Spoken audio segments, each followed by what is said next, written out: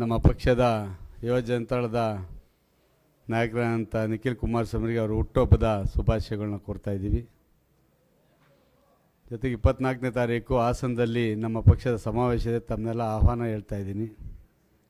ಹಲವಾರು ಬಾರಿ ಹೇಳಿದ್ದೆ, ನಮ್ಮ ತಾಲೂಕಿನಲ್ಲಿ ಎಲ್ಲೆಲ್ಲಿ ಭ್ರಷ್ಟಾಚಾರ ನಡೀತಾ ಇದೆ, ಸರ್ಕಾರಿ ಜಮೀನುಗಳನ್ನ ಎಲ್ಲೆಲ್ಲಿ, ಸಾರ್ವಜನಿಕರ ಜಮೀನುಗಳನ್ನ ಎಲ್ಲೆಲ್ಲಿ ಹೊಡ್ಕೊಂಡು ಹೋಗ್ತಾ ಇದ್ದಾರೆ ಅಂತಕ್ಕಂಥ ಹಲವಾರು ಬಾರಿ ಪ್ರಸ್ತಾಪ ಮಾಡಿದ್ದು.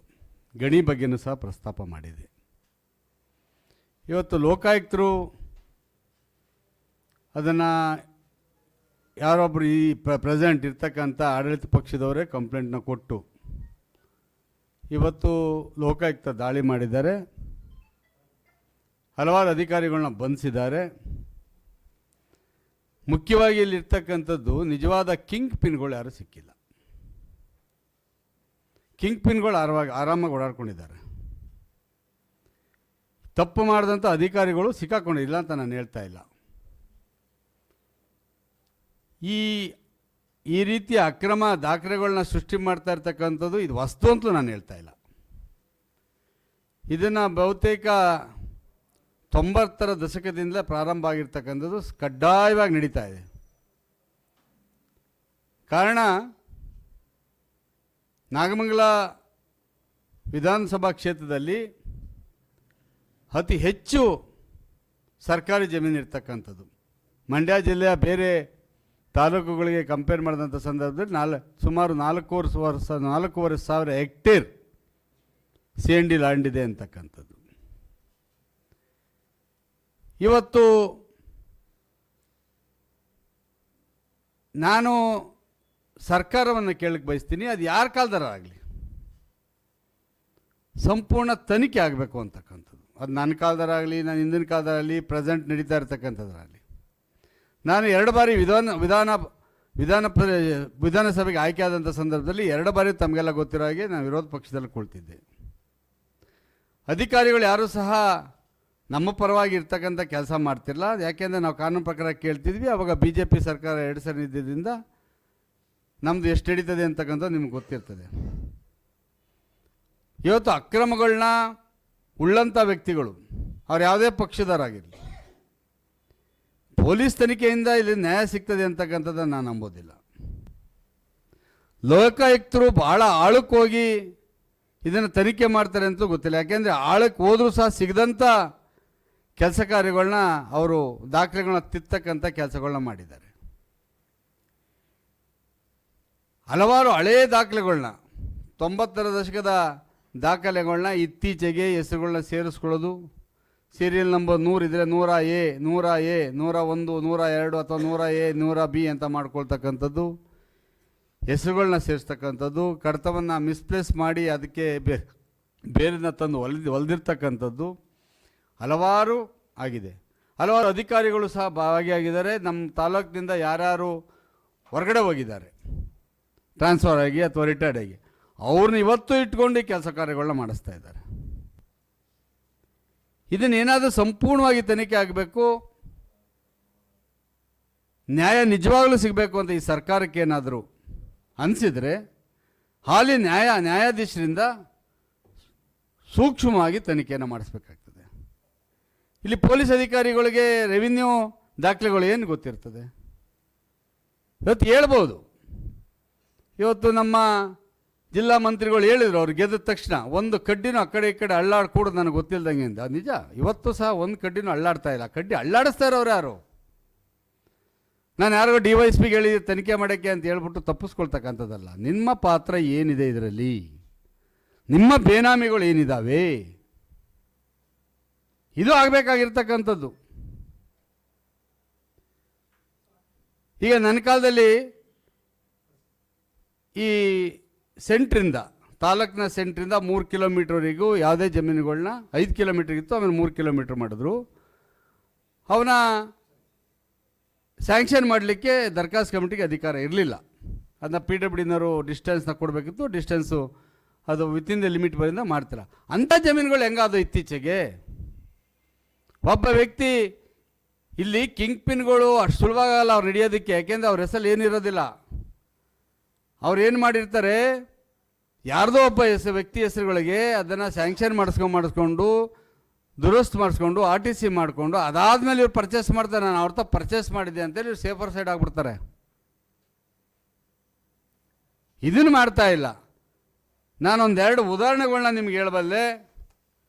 ಅದು ವಿಶೇಷವಾಗಿ ಈ ಕಿಂಗ್ ಪಿನ್ಗಳನ್ನ ಇದೆಲ್ಲ ಎಲ್ಲಿದೆ ಅಂತ ಹೇಳಿದ್ರೆ ಹೈವೇಗಳ ಮೇಲೆ ಹೆಚ್ಚಿಗೆ ಇದೆ.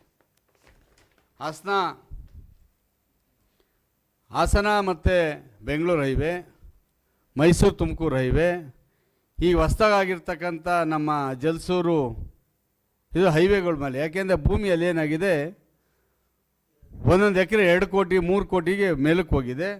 ಅದು ಆಗಿರ್ತಕ್ಕಂಥದ್ದು ನೋಡಿ. 61-62ರಲ್ಲಿ 1961-62ರಲ್ಲಿ ಸರ್ವೆ ನಂಬರ್ 21/P22 ಅಂತ ಇದೆ. ಒರಿಜಿನಲ್ ಗ್ರಾಂಟ್ ಒಬ್ಬ ದಲಿತನಿಗಾಗ್ತದೆ, ಸೊಣ್ಣಯ್ಯ ಅಂತ ಆಗ್ತದೆ. ಒರಿಜಿನಲ್ ಗ್ರಾಂಟ್ ಅವನಾಗ್ತಾನೆ 61-62ರಲ್ಲಿ. ಕೊಡ್ತೀನಿ, ಒಂದಿದೆ, ಜೆರಾಕ್ಸ್ ಮಾಡಿಸಿಲ್ಲ, ಕೊಡ್ತೀನಿ. ಇದನ್ನು ಖಾತೆ ಯಾರ ಹೆಸರು ಮಾಡ್ತಾರೆ ಅಂದರೆ ಮಂಚೇಗೌಡ ನನಗೆ ಮಾಡ್ತಾರೆ, ದುರಸ್ತು ಮಾಡಿಸ್ತಾರೆ. ಕೊನೆಗೆ ಅವನಿಂದ ಕೊಂಡ್ಕೊಬಿಡ್ತಾರೆ. ನನಗೆ ಗೊತ್ತಿಲ್ಲ, ಅವನು ತೊಗೊಂಡಿದ್ದ, ಅವನಿಗೆ ಸ್ಯಾಂಕ್ಷನ್ ಆಗಿತ್ತು, ದಾಖಲೆ ಸಹಿತ ನಾನು ಕೊಂಡ್ಕೊಂಡೆ, ಅಷ್ಟೇ ಇವ್ರದ್ದು. ಇವರೆಲ್ಲ ಕಿಂಗ್ ಪಿನ್ಗಳು. ಅವನು ಸತ್ತೋಗಿದ್ದಾನೆ, ಅವನ ಮಕ್ಕಳಿಲ್ಲ. ಜೊತೆಗೆ ಮಂಚೇಗೌಡ ಅಂದ್ರೆ ನಾನು ನಮ್ಮ ತಾಲೂಕ್ನವನಲ್ಲ, ಇನ್ನು ತುಮಕೂರು ಜಿಲ್ಲೆಯವನು. ಇದೆ ಕಾನೂನು, ಇಲ್ಲ ಅಂತ ಹೇಳಲ್ಲ. ಅಕ್ಕಪಕ್ಕ ತಾಲೂಕ್ನವ್ರು ಅರ್ಜಿ ಹಾಕ್ಕೊಂಡಿದ್ರೆ ಕೊಡಬಾರ್ದು ಅಂತ ಏನಿಲ್ಲ, ಇದೆ. ಇದನ್ನು ಯಾವ ಥರ ಮಾಡಿದ್ದಾರೆ ಅಂತಕ್ಕಂಥದ್ದನ್ನ ನಿಮಗೆ ಉದಾಹರಣೆ ಹೇಳ್ತಾ ಇರ್ತಕ್ಕಂಥದ್ದು. ಇನ್ನು ಮೈಲಾರಪಟ್ಟಣ ಸರ್ವೆ ನಂಬರ್ಗಳು, ಗದ್ದೆಬೂನಹಳ್ಳಿ ಸರ್ವೆ ನಂಬರ್ಗಳು, ನಮ್ಮ ಈ ಸ್ಕೂಲ್ಗಳು ಕಟ್ಟಿದ್ದೀವಲ್ಲ ತಟ್ಟಳ್ಳಿ, ಅಲ್ಲಿ 80 ಎಕರೆ ನಾನು ಪ್ರಥಮವಾಗಿ ಆ ಶಾಲೆಗಳನ್ನ ಕಟ್ಟಬೇಕು ಅಂತ ಗುರುತು ಮಾಡಿ ಫಾರೆಸ್ಟ್ನವ್ರ ಜೊತೆ ಕುಸ್ತಿ ಆಡಿ ಜಗಳಾಡಿ ಮಾಡಿದ 80 ಎಕರೆ ಇತ್ತು. ಇವತ್ತು ಎಲ್ಲ ITI ಕಾಲೇಜಿಗೆ 10 ಎಕರೆ, ಡಿಪ್ಲೊಮಾ ಕಾಲೇಜಿಗೆ 10 ಎಕರೆ, ಈಗ ಇನ್ನೊಂದು ಫಸ್ಟ್ ಗ್ರೇಡ್ ಕಾಲೇಜಿಗೆ 5 ಎಕರೆ, ಈ ಥರ ಎಲ್ಲರಿಗೂ ಸಹ ಸ್ಯಾಂಕ್ಷನ್ ಮಾಡಿದ್ವಿ. ಇನ್ನೂ ಸುಮಾರು 50 ಎಕರೆಗೆ 50 ಎಕರೆನೂ ಇಲ್ಲ. ಸರ್ವೆ ನಂಬರ್ 19 ಇರಬೇಕು ಗರಡಳ್ಳಿ. ನಾನು ಹೇಳ್ತಕ್ಕ ಪ್ರಶ್ನೆ ಇಷ್ಟೇ, ನೀವು ಸರ್ಕಾರ ನಡೆಸ್ತಾ ಇರ್ತಾರೆ, ಸಂತೋಷ ನಡೆಸಿ. ಆದರೆ ಸತ್ಯಾಂಶ ಏನು ಒಂದು ಹೊರಗಡೆ ತರಬೇಕಾದ ಜವಾಬ್ದಾರಿ ಯಾರ್ದು? ಸರ್ಕಾರದ್ದೇ ಆಗಿರುತ್ತದೆ, ನಮ್ಮದಲ್ಲ. ಒಬ್ಬೊಬ್ಬ ವ್ಯಕ್ತಿಗಳು 20 ಎಕರೆ 15 ಎಕರೆ 20 ಎಕರೆಗಳು ಇತ್ತೀಚೆಗೆ 2023 ಈಚೆಗೆ ಇದ್ದಕ್ಕಿದ್ದಂಗೆ ತೆಂಗಿನ ಮರ ನೆಡ್ತಾರೆ, ತೆಂಗಿನ ಸಸಿಗಳು ನೆಡ್ತಾರೆ, ಮತ್ತೊಂದು ನೆಡ್ತಾರೆ, ದಾಖಲಾತಿಗಳನ್ನ ರೆಡಿ ಮಾಡ್ಕೊಳ್ತಾರೆ. ಅಂದರೆ ಎಷ್ಟು ಮೂಲ ಕಡತಗಳನ್ನ ತಿದ್ದೆ ಮಾಡಿದೆ. ಮೂಲ ಕಡತದಿಂದ ಬರಬೇಕಾಗ್ತದೆ ತನಿಖೆಗೆ. ಬಹುತೇಕ ನನಗೆ ಗೊತ್ತಿರೋ ಪ್ರಕಾರ ಪೊಲೀಸ್ ಅಧಿಕಾರಿಗಳು, ಈಗ ಲೋಕಾಯುಕ್ತ ಯಾರ ಕೈಲಿದೆ ಅಂತ ನಿಮ್ಗೆ ಗೊತ್ತಿರ್ತದೆ, ಪಾಪ ನ್ಯಾಯಾಧೀಶರು ಅವ್ರ ಬಗ್ಗೆ ಗೌರವ ಇದೆ. ಅದೇ ಮೂಲ ತನಿಖೆ ಮಾಡೋರು ಯಾರ್ಯಾರು ಕೊಡ್ತಾರೆ, ಇದುವರೆಗೂ ಸಹ ಕಿಂಗ್ ಪಿನ್ಗಳು ಒಬ್ಬರನ್ನೂ ಗುರುತಿಸಿಲ್ಲ. ಎಲ್ಲೆಲ್ಲಾಗಿದೆ ಏನೇನಾಗಿದೆ ಅಂತಕ್ಕಂಥದ್ದು. ಇದಕ್ಕೆಲ್ಲ ನೇರವಾಗಿ ಹೊಣೆಗಾರಿಕೆ ಸನ್ಮಾನ್ಯ ಚಲುವರಾಯಸ್ವಾಮಿಯರೇ ಆಗ್ತಾರೆ. ಅವರ ಆಶೀರ್ವಾದ ಇಲ್ಲದೆ ನಾಗಮಂಗಲ ತಾಲೂಕಲ್ಲಿ ಇವತ್ತು ಒಂದು ಕಡ್ಡಿನೂ ಅಳ್ಳಾಡ್ತಾ ಇಲ್ಲ. ಅವರು ಗೊತ್ತಿಲ್ಲದೆ ಯಾವ ಕೆಲಸ ಕಾರ್ಯಗಳು ಆಗೋದಿಲ್ಲ. ಇವತ್ತು ಕೇವಲ ತಪ್ಪಿಸ್ಕೊಳ್ತಕ್ಕಂಥ ಕೆಲಸವನ್ನು ಅವ್ರು ಮಾಡಿ ಬೇರೆಯವ್ರಿಗೆ ಆಪಾದನೆಗಳನ್ನ ಮಾಡಿ ಅವ್ರು ಯಾರೋ ಮಾಡಿದ್ದಾರೆ ಮಾಡ್ತೀವಿ ಅಂತ ಮಾಡಲಿ.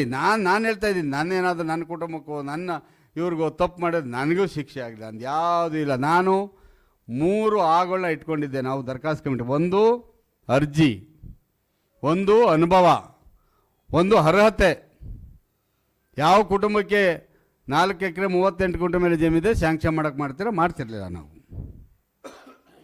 ಯಾರು ಪೊಸಿಷನ್ ಇಲ್ಲ ಅವ್ನಿಗೆ ಯಾರಿಗೂ ಮಾಡಿಲ್ಲ. ಯಾರು ಅರ್ಜಿ ಇಲ್ಲ, ಯಾವುದು ಅರ್ಜಿ ಇಲ್ಲದೆ ಯಾವುದೂ ಮುಟ್ಟಿಲ್ಲ. 2.5 ವರ್ಷಗಳಿಂದ ನ್ಯಾಯಬದ್ಧವಾಗಿ ಮಾಡಿರ್ತಕ್ಕಂಥ ದರಖಾಸ್ತನ್ನ ಬೀಗದ ಕೀ ಹಾಕೋ ಮಡಿಕೊಂಡು ಒಂದೊಂದಾಗಿ ತಗೊಂಡು 1 ಎಕರೆಗೆ 1 ಲಕ್ಷದಿಂದ 2 ಲಕ್ಷ ವಸೂಲಿ ಮಾಡಿಕೊಂಡು ಖಾತೆ ಮಾಡ್ಕೊಳ್ತಕ್ಕಂಥದ್ದು, ಕಿಮ್ಮತ್ತು ಕಟ್ಸ್ಕೊಳ್ತಕ್ಕಂಥದ್ದು. ತನಿಖೆ ಮಾಡಿ. ಏನೈತೆ ನಿಮ್ಮ ತನಿಖೆ?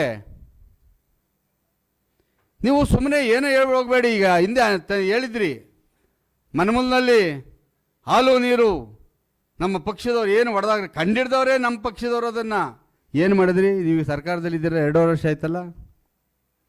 ಇವತ್ತು ಎಲ್ಲೆಲ್ಲಿ ನೀರು ಹಾಕ್ತಾವ್ರೆ, ಎಲ್ಲೆಲ್ಲಿ ಹಾಕ್ತಾವ್ರೆ? ನಾಗಮಂಗಲ ತಾಲೂಕಲ್ಲಿ ಯಾವ್ಯಾವ ಸೆಕ್ರೆಟ್ರಿ ಅವರೆಲ್ಲ ಯಾವ ಪಕ್ಷದವರು?